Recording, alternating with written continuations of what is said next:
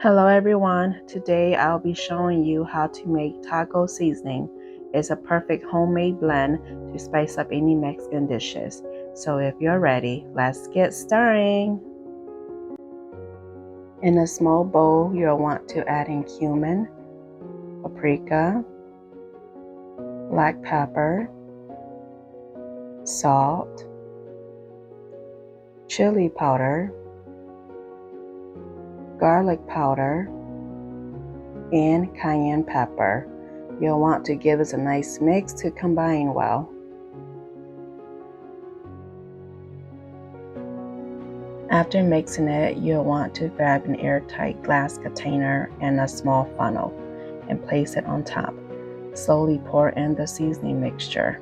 This will store up to 2 years, and you can most definitely double or triple the ingredients amount. The measurements are in the description box down below. Like and subscribe for more videos. Bye!